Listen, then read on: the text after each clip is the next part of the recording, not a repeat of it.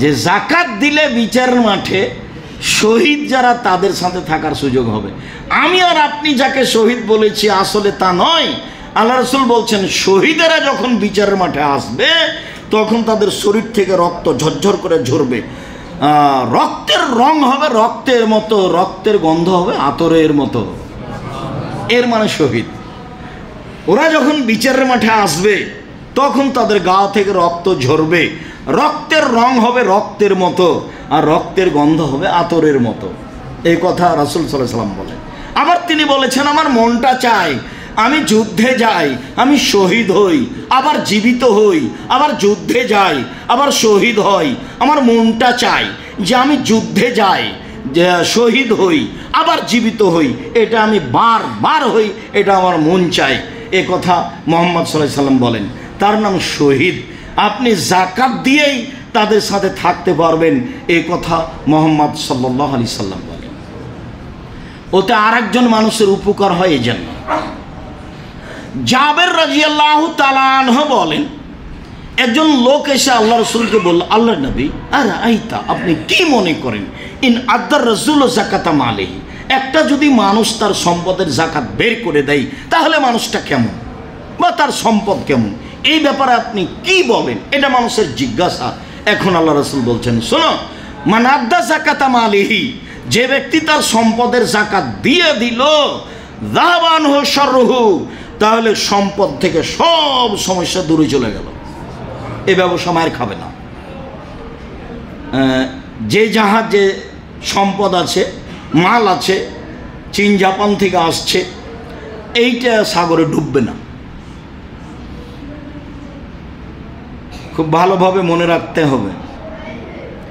চারটা উপার্জনের পথ। তার একটা হলো দিন মজুরি, কাজ শেষ হলে টাকা দিতে আল্লাহ রাসূল বলেছেন। তার একটা হলো চাকরি, আল্লাহ রাসূল বেতন নির্ধারণ করেছেন আর বলেছেন অতিরিক্ত কেউ নিতে পাবে না, ঘুষ নেই, বাস ওটে। তবে চাকরি করলে 20 থেকে 25 দিনে টাকা শেষ হবে, 5 দিন ধার কর্জে চলবে। তারপরেরটা হলো জমি চাষ। জমি চাষকে তিনি ভালো চোখে দেখলেন না, বললেন যে মানুষ এতে ভীরু হয়ে যায়, মাঠে নামতে পারে না, সাথে সাথে মানুষের অন্তর শক্ত হয়ে যায়, তো জায়েজ। তারপরে হলো ব্যবসা, তখন বললেন পার্টনারে ব্যবসা।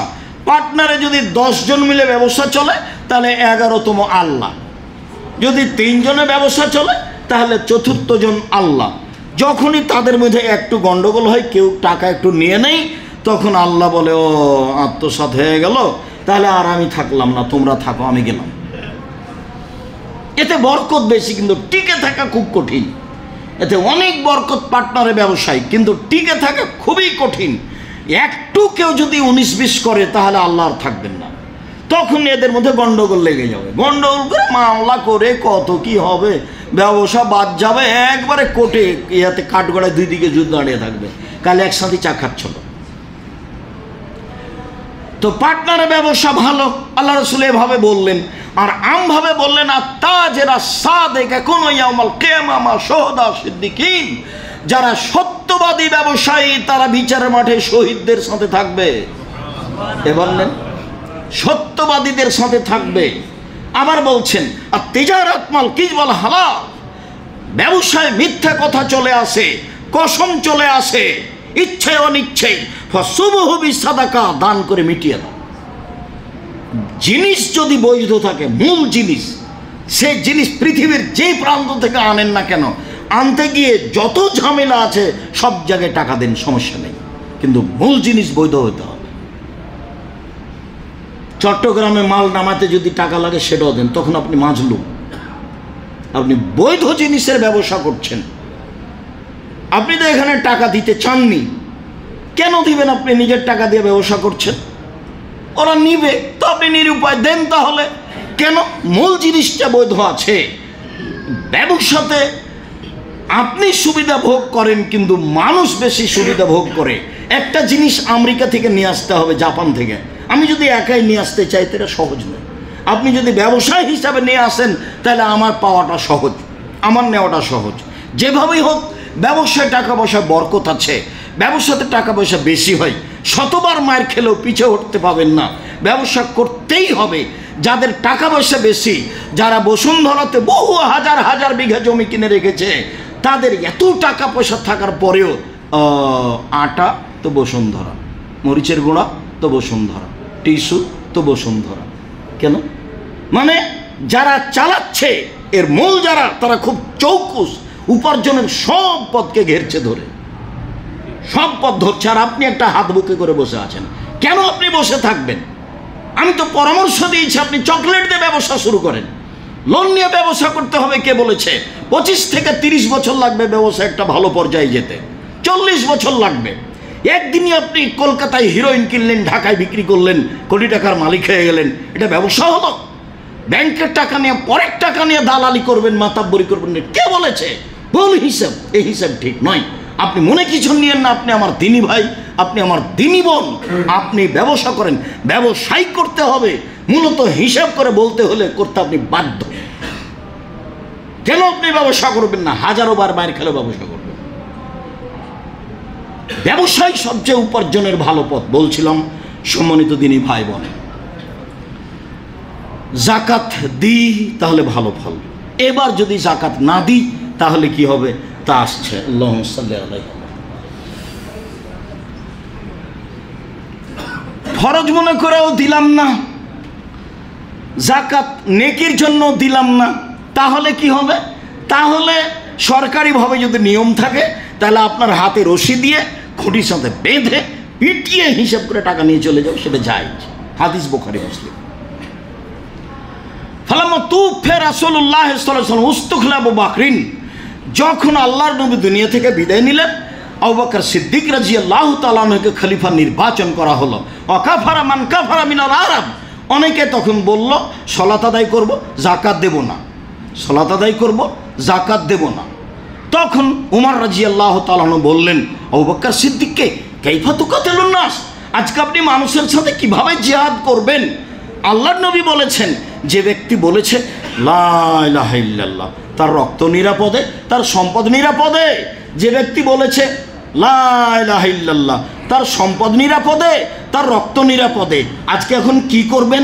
ওরা যে বলছে জাকাত দেব না, সালাত আদায় করব। এখন শোনেন, এইবার আবু বকর সিদ্দিক বলছেন, দুই একটা বাক্য ইতিহাস থেকে আবার হাদিস বুখারী মুসলিমে ফিরে আসছে। তাতে তিনি বলছেন, উমর, যেদিন আপনি মুশরিক ছিলেন সেদিন বীর পুরুষ ছিলেন, আজকে আপনি মুসলমান হয়েছেন, কাপুরুষ হয়েছেন। বলেন কি আপনি? যেদিন আপনি মুশরিক ছিলেন সেদিন আপনি বীর পুরুষ ছিলেন, আজকে মুসলমান হয়েছেন, কাপুরুষ হয়েছেন। অর্ধ পৃথিবীর খলিফা, কুশাগর বুদ্ধিজীবী, রাজনীতিবিদ ওমর, যার নামটা শুনলে অন্তর কাঁপে, যার রাস্তায় শয়তান চলে না, এর নাম ওমর। মানুষ নাম শুনলে, মানুষের নামটা নিলে মানুষের অন্তর কাঁপে, তার নাম ওমর। যার রাস্তা দিয়ে শয়তান চলতে পারে না, হাঁটতে পারে না, তার নাম ওমর। এত ক্ষমতাধর ইমানদার মানুষকে আবু বকর সিদ্দিক বলছেন, যেদিন আপনি মুশরিক ছিলেন সেদিন আপনি বীর পুরুষ ছিলেন, আজকে আপনি মুসলমান হয়েছেন, কাপুরুষ হয়েছেন। শুনেন, আল্লাহে, আল্লাহর কসম, আল্লাহে, আল্লাহর কসম, লাউকাতিলু মান ফাররাকা বাইনা সালাতি ওয়াজ যাকাতে, যারা সালাত এবং যাকাতের মধ্যে পার্থক্য সৃষ্টি করবে, সালাত আদায় করবে, যাকাত দেবে না, সালাত আদায় করবে, যাকাত দেবে না, ওদের সাথে যুদ্ধ চালিয়ে যাব, মারবো না হয় মরবো, পিটিয়ে যাকাত আদায় করব। আল্লাহে, আল্লাহর কসম, আল্লাহে, আল্লাহর কসম, লাউ মানাউনি আনাকান কানু ইয়াদুনা রাসূলুল্লাহ সাল্লাল্লাহু আলাইহি ওয়াসাল্লাম লা কাতালতুহুম মানিহা। আরে যাকাত তো বহু দূরের কথা, রাসূলের যুগে জনগণ ধান ওসর দিতে এসে ধানও দিয়েছে, বস্তাও দিয়েছে। রাসূলের যুগে গরু জাকাত দিতে এসে গরুও দিয়েছে, রশিও দিয়েছে। রাসূলের যুগে ধান ওসর দিতে এসে ধানও দিয়েছে, বস্তাও দিয়েছে। রাসূলের যুগে জাকাত গরু দিতে এসে গরুও দিয়েছে, রশিও দিয়েছে। আমি আবু বকর সিদ্দিক বলছি, ধান তো দূরের কথা, গরু তো দূরের কথা, বস্তা এবং রশির জন্য পিটিয়ে তাদের সাথে যুদ্ধ করে আদায় করব রশি ও বস্তা, পিটিয়ে আদায় করব রশি, পিটিয়ে আদায় করব বস্তা। বলো কি? রাসূলের নিয়মের সরিষা কমাবেশ হবে না, আমি আবু বকর সিদ্দিক বলছি। হাদিস বুখারী মুসলিম। পিটিয়ে রশি আদায় করবেন। নেন, এবার মরবো না হয় মারবো, পিটিয়ে রশি আদায় করবো, পিটিয়ে বস্তা আদায় করব। এবার কি হলো তাহলে? হাদিস তো বুখারী মুসলিম।